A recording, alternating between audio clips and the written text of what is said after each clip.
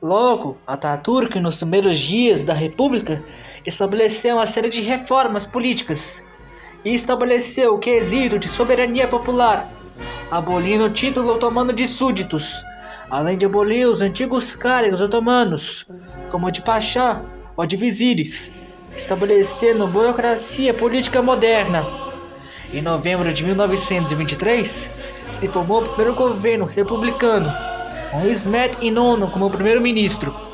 Foi fundada por Atatürk o Partido Republicano do Povo, o CHP, que se tornou o primeiro partido e único partido permitido na Turquia por muitos anos. No início de 1924, Atatürk concentrou esforços para eliminar qualquer dualidade de povo entre o novo regime republicano e o remanescente otomano, o califado, que não foi abolido junto à monarquia, para Atatürk não querer provocar classe islâmica. Mas já em 1924, já fortalecido no poder, ele inicia a secularização do Estado turco. Em 3 de março de 1924, a Assembleia Turca aprovou as reformas mais radicais até então: a abolição formal do Califado Otomano, a abolição total otomana e a expulsão otomana da Turquia. O sistema de educação religiosa foi substituído por um sistema de educação nacional e secular. O Ministério dos Assuntos Religiosos foi fechado. O Ministério da Educação, totalmente secular, foi criado. Além disso, tribunais religiosos foram abolidos, sendo substituídos por tribunais civis, baseados em leis seculares e inspirados no modelo ocidental. O orçamento das fundações religiosas foi transferido para o controle estatal. Porém, muitas comunidades religiosas não conseguiram se adaptar ao novo regime e à perda do seu líder islâmico. Isso foi agravado pela imigração ou pelo empobrecimento devido à deteriorização das condições financeiras na Turquia. Em 20 de abril de 1924, foi promulgada a Constituição Turca. Sobre a Constituição foi criada o novo Ministério dos Assuntos Religiosos, o Diyanet, que recebeu os poderes do califa sobre o Islã. Os deveres da Diyanet eram executar os trabalhos relativos a religiões, ao culto e à fé do Islã, e administrar os locais sagrados de culto. Segundo a Constituição, Ankara, uma cidade no centro da Anatólia, foi escolhida como nova capital da República, substituindo a icônica Constantinopla. Em julho de 1924, Atatürk já havia neutralizado boa parte da resistência religiosa otomana e já concentrou na construção de uma identidade nacional turca, fora dos princípios islâmicos e de índole nacionalista. O CHP passou a atuar mais do que um partido, sim como uma agência de propaganda do governo de Atatürk. Em termos sociais, o Estado intensificou a campanha pela educação pública secular, a transformando em obrigatória.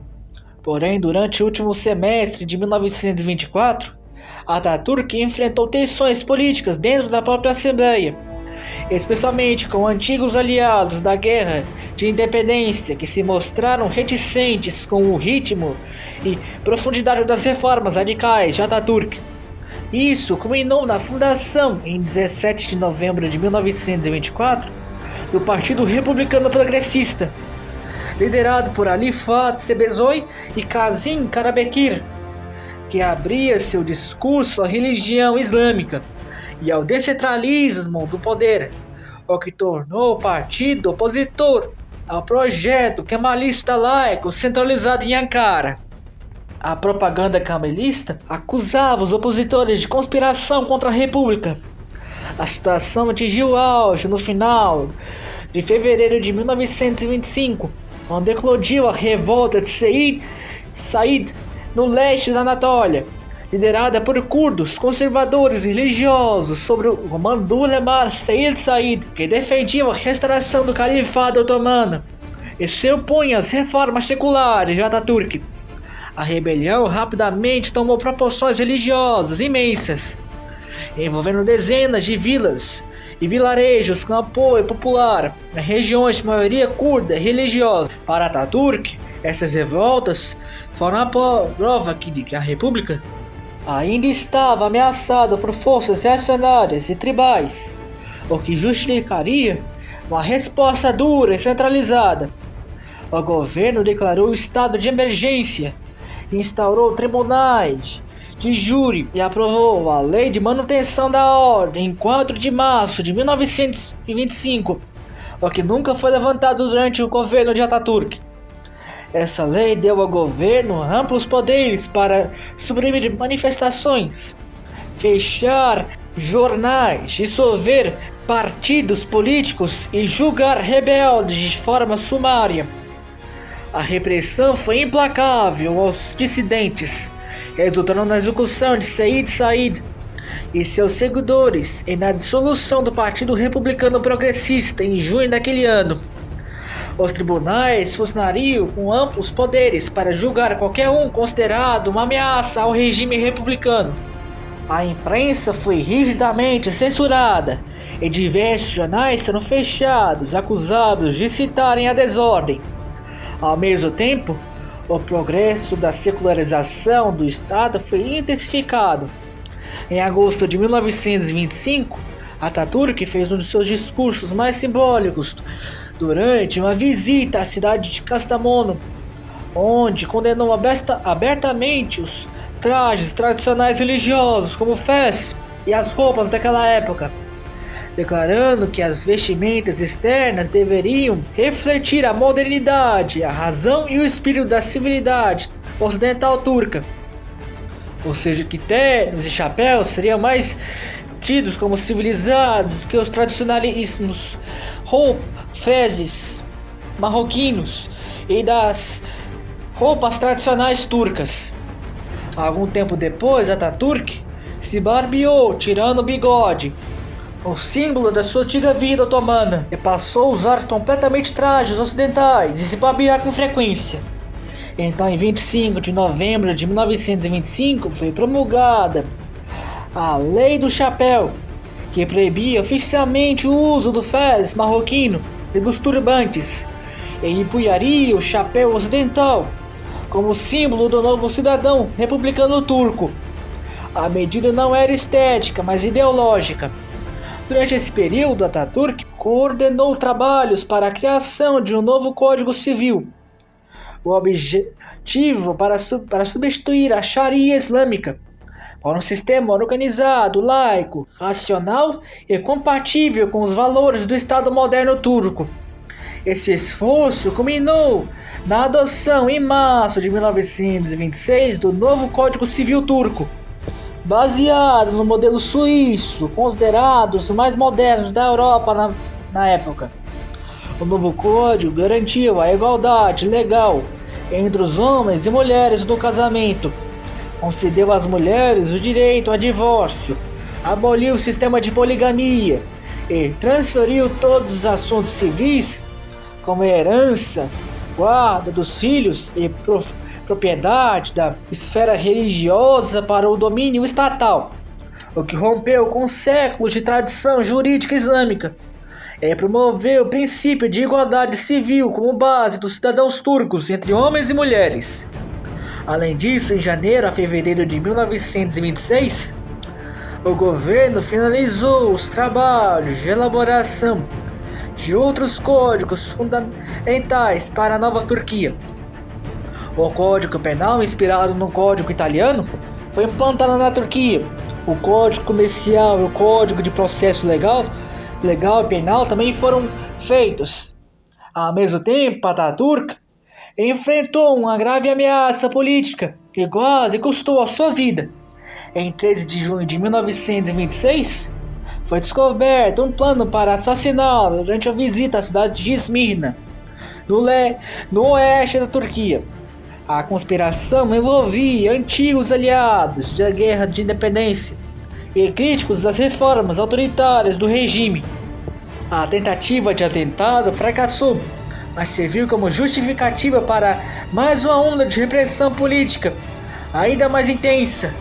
O governo prendeu dezenas de pessoas, julgou os acusadores por tribunais de exceção e executou vários envolvidos no atentado, incluindo veteranos prestigiados da Primeira Guerra Mundial e da Guerra de Independência. O segundo semestre de 1926 foi focado em consolidar as suas reformas e continuou promovendo reformas educacionais para difundir os valores republicanos e a identidade nacional turca, ampliando escolas públicas e controlando rigidamente o material didático. Além disso, o governo de Atatürk investiu em pesquisas históricas e linguísticas que buscavam exaltar as origens turcas, pré-islâmicas e os povos anatólicos, como os hititas, que visavam fortalecer o nacionalismo turco secular em oposição à herança otomana muçulmana. Nisso foram criados vários museus nacionais a partir de 1927, o que era proibido durante a era otomana, pois ofendia os valores de idolatria islâmica, anti-idolatria. Durante 1926 para 27, o governo intensificou o processo de reorganização administrativa em toda a Turquia, substituindo antigos chefes locais, religiosos ou tribais por funcionários civis leais a Atatürk. A autoridade de Ankara foi aumentada. A vigilância contra a oposição política seguiu ativa. Não havia desde 1925 partidos legais e constituídos para se opor a Atatürk. O regime monitorava de perto círculos intelectuais, militares e religiosos da Turquia. A imprensa passou a funcionar como veículo de propaganda estatal e de exaltação à figura de Atatürk. Atatürk promoveu bastantes esforços ao patrocínio ao esporte, principalmente o futebol, para propagar a nova Turquia. A Federação Turca de Futebol foi criada em 1923 e se tornou um importante centro de propaganda do regime. A Turquia participou das Olimpíadas de 1924 e 28. Atatürk incentivou diretamente o esporte como ferramenta educacional e social, além de ferramenta de controle sobre o povo. Corridas, ginásticas e luta livres também eram esportes populares na Turquia daquele período. Clubes como os três grandes de Constantinopla ou Istambul, o Galatasaray, Fenerbahçe e Beşiktaş, adotaram medidas que profissionalizaram suas infraestruturas internas.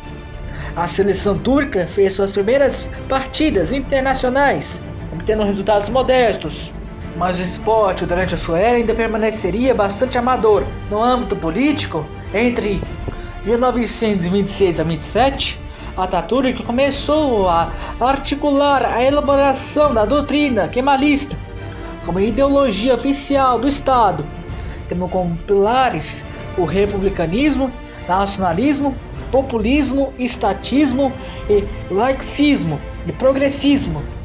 Esses princípios eram promovidos nas escolas, na imprensa e em eventos cívicos em toda a Turquia. O Partido Republicano do Povo funcionava praticamente como um partido único na Turquia. Já em 1927, as organizações estudantis, sindicatos e associações civis foram incorporadas ao Estado ou foram desmobilizados. A política diplomática seguiu o lema paz em casa, paz no mundo, promovendo a reconciliação com seus anti-inimigos, os gregos, os búlgaros e os iugoslavos e romenos nos Balcãs, além de manter relações estáveis com a União Soviética, embora perseguisse e proibisse o comunismo na Turquia. Entre o dia 15 ao dia 20 de outubro de 1927, foi realizado o segundo congresso do CHP em Ankara.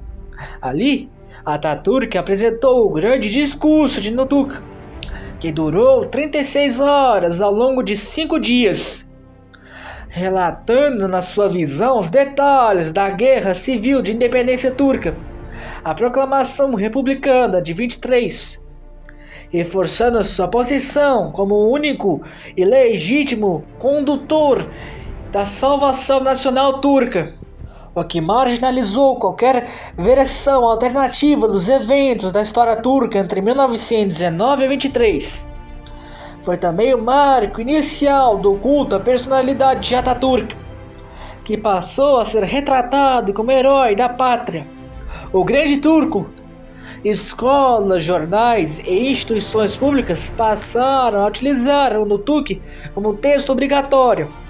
Atatürk passou a ser visto como o único líder legítimo da Turquia, e a sua versão da história turca virou a história oficial.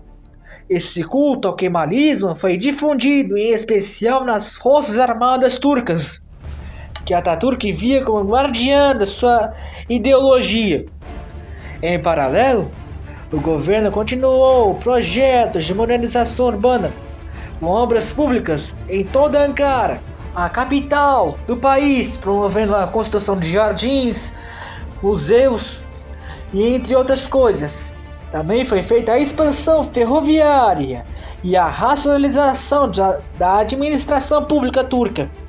Tudo isso era propagado como progresso civilizacional. Finalmente, em março de 1928, o regime deu mais um passo radical: a remoção oficial do Islã como a religião oficial do Estado, transformando a Turquia em um Estado oficialmente laico, por meio de uma emenda constitucional aprovada pela Assembleia Nacional, o que foi o fim, em definitivo, do Estado confessional islâmico na Turquia. A partir daí, o princípio de laicidade se tornou um pilar fundamental na República da Turquia até os dias de hoje. A partir de 1928, a grande prioridade do regime foi a reforma da língua turca. Atatürk criou a Comissão da Reforma da Língua Turca, que começou a trabalhar em uma simplificação e uma purificação do idioma turco, que tinha alta influência do árabe e do persa, além de criar uma política de alfabetização da população, que em 28, só 10% da população turca da época era alfabetizada. Ainda em 1928, Atatürk promoveu uma reforma radical na escrita, substituindo o alfabeto nacional, o árabe, utilizado há séculos pelos otomanos, pelo alfabeto latino, adaptado à fonética turca. Essa reforma alfabética foi sancionada oficialmente em 1º de novembro de 1928. Nisso, a educação pública continuou a se expandir e a se secularizar, com ênfase na formação de uma juventude nacionalista, laica e moderna. O governo promoveu uma ampla campanha de alfabetização em massa nos anos 30, no final dos anos 20 aos anos 30, para que os turcos se adaptassem à nova escrita. Escolas, universidades e centros culturais se intensificaram cursos para adultos e crianças para novo alfabeto. Socialmente, as reformas começaram a alternar os hábitos do cotidiano urbano e rural, incentivando o uso das roupas ocidentais e dos ternos, e a adoção dos costumes modernos ocidentais ao invés dos tradicionais costumes muçulmanos, fazendo da ocidentalização do vestuário cada vez mais comum. Mas a Turquia foi severamente atingida pela Grande Depressão de 29. Houve reduções nas exportações, especialmente de produtos agrícolas e materiais de alto valor primário, como petróleo e outras regiões e outras áreas que a Turquia era rica, levando à queda das receitas turcas. Atatürk reagiu a isso, reforçando o estatismo econômico, defendendo a intervenção do Estado na economia para fomentar a indústria nacional ainda inicial e precária, para reduzir a deficiência externa e a dependência externa, realizando investimentos em estradas, ferrovias e fábricas estatais para impedir o desemprego, Atatürk fomentou o nacionalismo com base no final de 1929. Em 1930, o nome de Constantinopla foi alterado oficialmente para Istambul. O hino nacional foi otorgado a Istiklal Marşı. Porém, no início da década de 1930, surgiram as primeiras manifestações políticas que indicavam o descontentamento popular com um partido único. Então, em 17 de agosto de 1930, foi fundado o Partido Liberal da Turquia, criado pelo então primeiro-ministro Fethi Oktay. Em uma primeira tentativa controlada de Atatürk de introduzir uma posição moderada para aliviar tensões sociais e políticas, mas o partido ganhou apoio rapidamente, especialmente entre os comerciantes camponeses e setores mais conservadores, o que gerou preocupação em Atatürk, que temia que a oposição desestabilizasse o processo de modernização e secularização do Estado. E diante do crescimento inesperado do Partido Liberal, Fethi Oktay dissolveu o Partido Liberal em 17 de novembro de 1930, sob a ordem direta de Atatürk. Nunca mais Atatürk adotaria o pluralismo político. O CHP reassumiu o monopólio da política turca. A vigilância foi intensificada, com maior controle da imprensa, da educação e da atividade local política, e passou a consolidar o kemalismo com ideologia oficial do Estado. Em maio de 31, Atatürk convocou o terceiro congresso do Partido Republicano do Povo, que seria um marco fundamental. Nesse congresso, ele sistematizou pela primeira vez os 6 princípios do kemalismo: o republicanismo, nacionalismo, populismo, estatismo, secularismo e reformismo, e passariam a integrar oficialmente a Constituição a partir de 1937. O Congresso consolidou o CHP como partido único e representante único da vontade nacional. No campo cultural e educacional, o governo continuou investindo nas reformas linguísticas, incentivando a substituição do vocabulário árabe persa para palavras turcas purificadas. Atatürk ajudou a fundar a Sociedade de História Turca em 1931, com o objetivo de reescrever a história nacional sobre a ótica puramente turca, glorificando a herança étnica turcomana e apagando a centralidade islâmica e otomana da memória turca. A nova história oficial retratava os turcos como pioneiros da cultura e da civilização, e muitas vezes sem exagero ideológico, mas muito úteis para o kemalismo. No plano educacional, o conteúdo das escolas foram aliados à nova visão histórica e linguística de Atatürk. A Sociedade da Língua Turca, em julho de 1932, formalizou que os termos não turcos foram removidos da gramática turca. Atatürk transformou o CHP não mais em um partido político, mas sim um órgão administrativo. Todo funcionalismo público, professores, juízes e militares eram treinados dentro da ortodoxia kemalista. Na esfera internacional, a Turquia buscava reforçar a sua imagem de nação moderna, laica e ocidentalizada, em contraste com seus vizinhos árabes, que viviam em crise, como na Síria e Iraque. Ao mesmo tempo, a diplomacia turca era cautelosa, focada na paz e na neutralidade, buscando evitar o envolvimento de disputas europeias ou regionais. No campo religioso, em julho de 1932, pela primeira vez na história, o Alcorão foi recitado publicamente em turco, e não em árabe, em Istambul, com apoio do Estado turco. Ainda nesse período, a Turquia passou a se inserir com mais visibilidade na cena internacional. Em agosto de 1932, o país foi aceito como membro na Liga das Nações. O marco foi o reconhecimento da nova Turquia, Entre 1932 e 33, Atatürk intensificou o culto à sua imagem em torno de datas republicanas, retratos de sua imagem em espaços públicos. Em março de 1933, Atatürk deu início à nova fase da Revolução Republicana Turca, a Revolução Econômica, com o lançamento oficial do primeiro plano quinquenal de industrialização estatal, o passo mais concreto e ambicioso da política de estatismo econômico de Atatürk, com o objetivo de garantir a autossuficiência nacional, inspirada no modelo soviético de Stalin. Nisso, grandes estatais foram criadas nas áreas textis, químicas, siderúrgicas, de papel, vidro e cimento, além da construção de usinas, ferrovias e centros logísticos. Bancos como o Superbank e a Itibank foram fundadas por Atatürk e submetidas ao Banco Nacional Turco, atuando como braço do Estado para financiar e administrar setores industriais e estratégicos.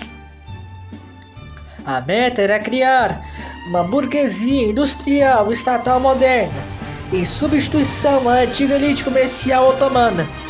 Paralelamente, esse período coincidiu com o 10º aniversário da fundação da República da Turquia, celebrado em 29 de outubro de 1933, e na participação inclusive da União Soviética nas celebrações.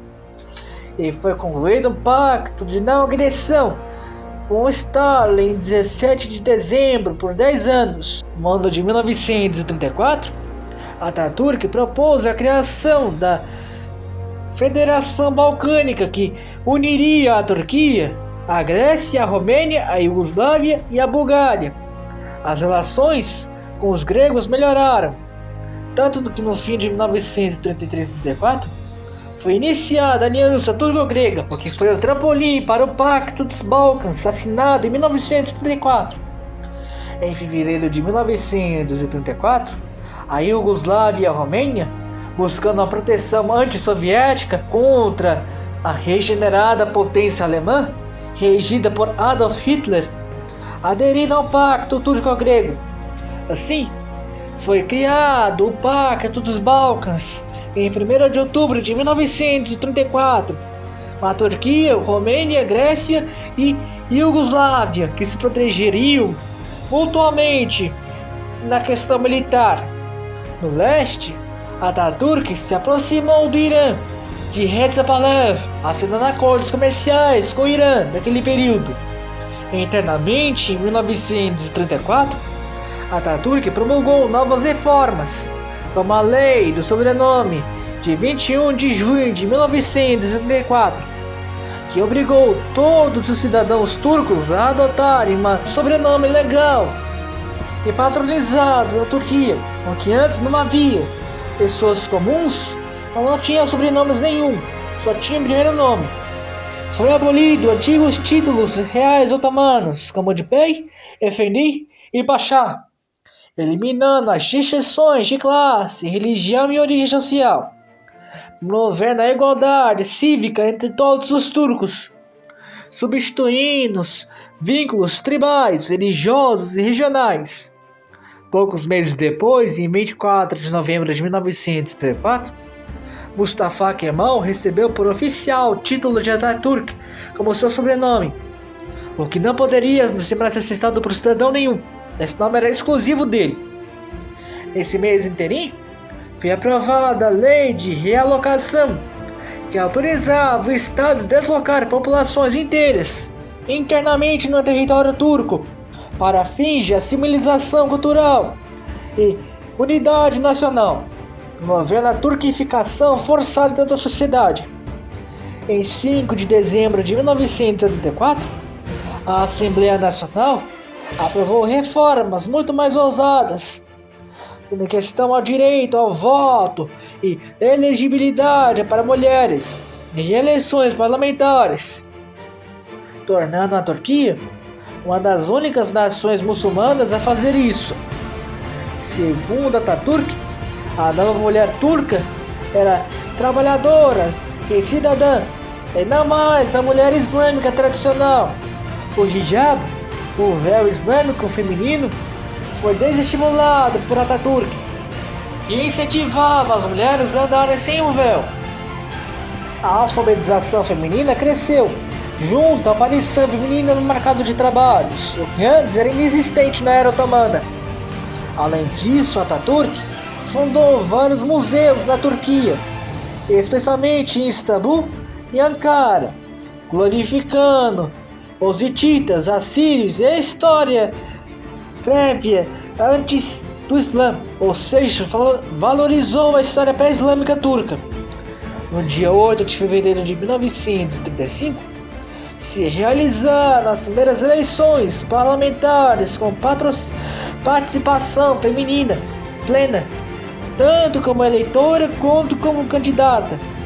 Em 17 mulheres foram eleitas para a Assembleia Nacional como parlamentares, a que foi explorada pelo regime como uma prova da civilidade turca e promoveu como a mais civilizada entre os muçulmanos.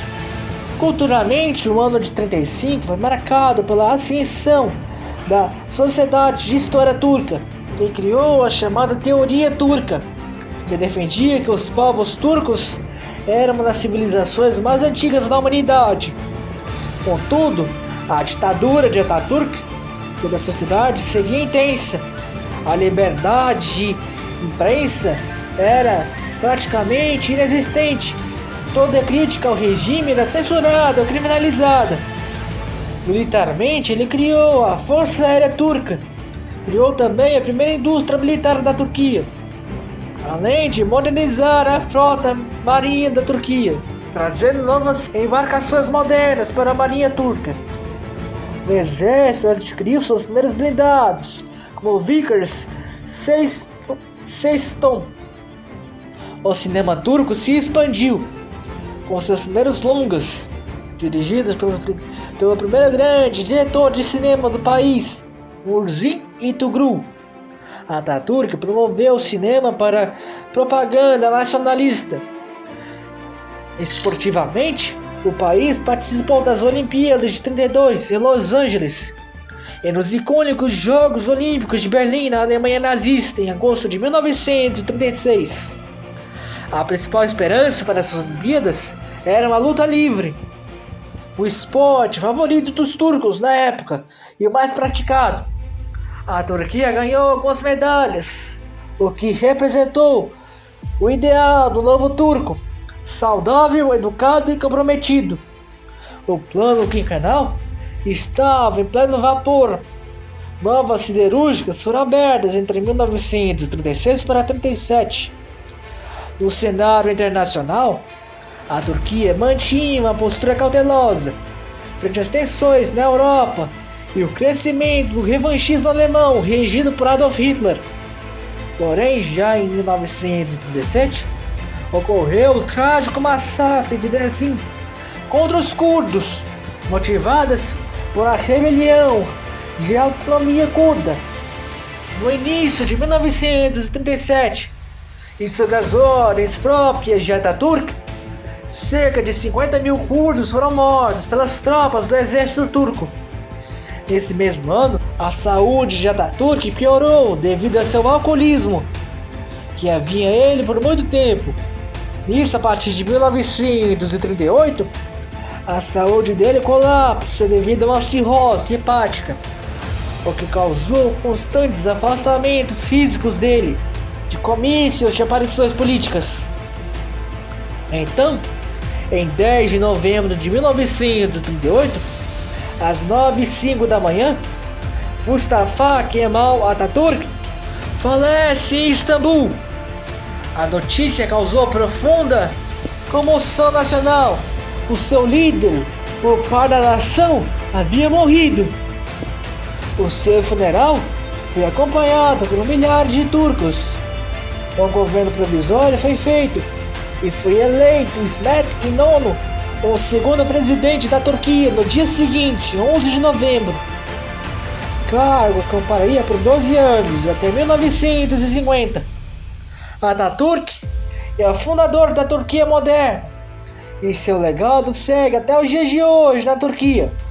É crime insultar Atatürk na Turquia de hoje. E pode até dar prisão ou multa por isso. Ele é o pai da Turquia de hoje. O homem que trouxe a Turquia à modernidade. E sua história será seguida nos próximos vídeos. Fique com Deus e até a próxima. Até mais, pessoal. Fique com Deus.